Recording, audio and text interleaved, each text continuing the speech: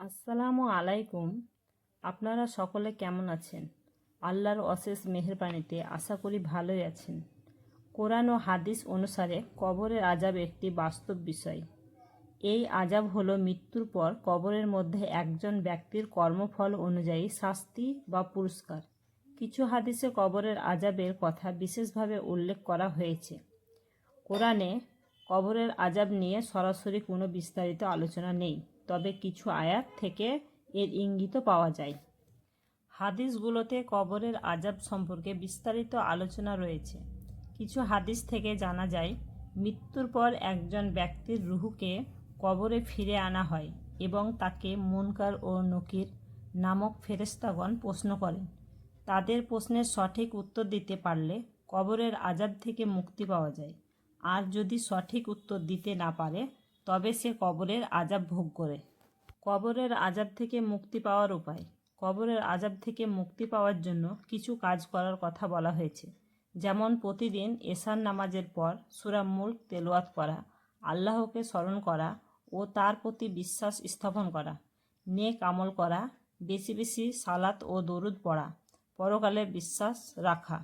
কবরের আযাব একটি ভয়াবহ বিষয়, তবে এর থেকে মুক্তি পাওয়ারও উপায় রয়েছে। কোরআন ও হাদিস অনুযায়ী কবরের আযাব হলো মৃত্যুর পর মানুষের কর্মফল অনুযায়ী শাস্তি বা পুরস্কার। তাই ভালো আমল করে কবরের আযাব থেকে মুক্তি পাওয়ার চেষ্টা করা উচিত।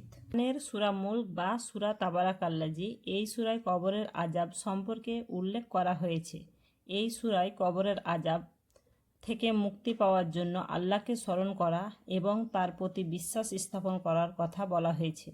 এই সূরায় তেলাওয়াত করলে কবরের আযাব থেকে মুক্তি পাওয়া যায়।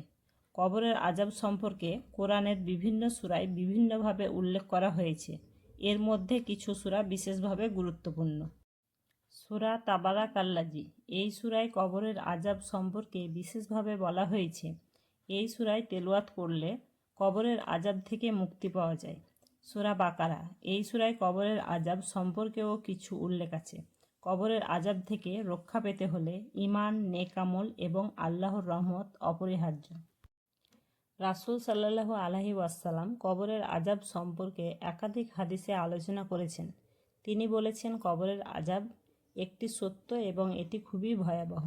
যারা কবরে ভালো কাজের প্রতিফল পাবে তাদের জন্য এটি স্বস্তির স্থান হবে, আর যারা খারাপ কাজের জন্য শাস্তি পাবে তাদের জন্য এটি খুবই কঠিন স্থান হবে। তিনি আরও বলেছেন, প্রতিদিন এশার নামাজের পর সূরা মুলক পাঠ করলে কবরের আযাব থেকে মুক্তি পাওয়া যেতে পারে। যারা ভালো কাজ করে তাদের জন্য কবর হবে জান্নাতের একটি বাগান, আর যারা খারাপ কাজ করে তাদের জন্য হবে জাহান্নামের একটি গর্ত।